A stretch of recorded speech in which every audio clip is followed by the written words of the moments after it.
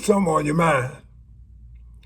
You know, many young people today find themselves in a similar position to the prodigal son. You might remember the story in the Gospel of Luke, the 15th chapter. And today, we find that many young people are unemployed, broke, don't have sufficient income to maintain their living standards or style or where they are living. And they're struggling to find a job or a job that's paying them enough money to sustain themselves. And so considering going back home, like the prodigal son did, maybe something you need to contemplate. Let's talk about that, because there are a few caveats I do want to share with you today about going back home. One of the things you notice, he talked about talking to his father and telling his father that he had sinned against him. And I think when you prepare to go back home, you probably do need to first call your parents and let them know what's going on and what you're thinking about and why you're thinking that this may be the best thing for you to do. So you need to humble yourself and reach out to your parents. Now you might say, well, why do I need to reach out to my parents? Well, their living conditions could have changed. You know, you may have been away 2 or 3 years. And so you don't know what's going on there if you haven't maintained contact with your parents.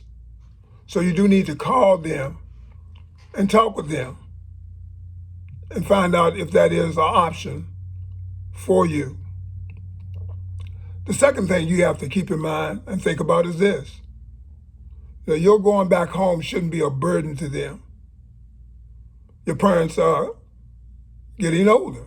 It's just part of life. And so you don't want to be a burden or come home and stress them out with a lot of your issues. And this is something you have to keep in mind. Third thing I want to say to you is that you have to understand that you're under their roof and you need to respect their rules, their guidelines, their regulations, the way they do things in their home. Because, you know, now you are a grown adult. So you need to respect them, in other words. It's going to be very important. Now, I will say that this could be a win-win situation. Because if they're open and willing to allow you to return home, you ought to be of the mindset that you want to be a help and not a hindrance. And so maybe, you know, you could be an additional source of income for them.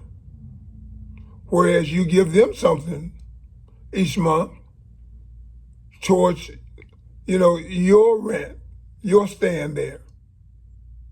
It may not be the $1,500 or $2,000 that you were paying trying to stay where you were, but maybe, you know, $400 or $500 that you give them each month. And that may help them to offset a lot of their bills and help them pay off their mortgage or help pay off their home. And so it could benefit you and it could benefit them, because now you're also going to have more money that you can start to save. You know, my daughter come back and live with us for a time, her and her husband. And we knew their plan. Their goal was to save up their money to purchase a home. And they come back and, you know, gave us some money each month for their stay, for their food, their shelter.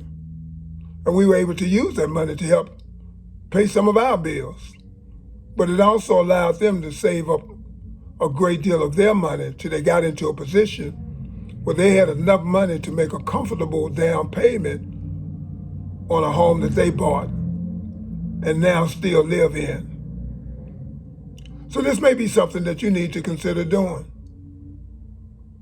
But certainly, you want to be respectful, you want to be humble, and you also want to make sure that you are following the rules and guidelines that your parents established for your return. Put some on your mind and be blessed.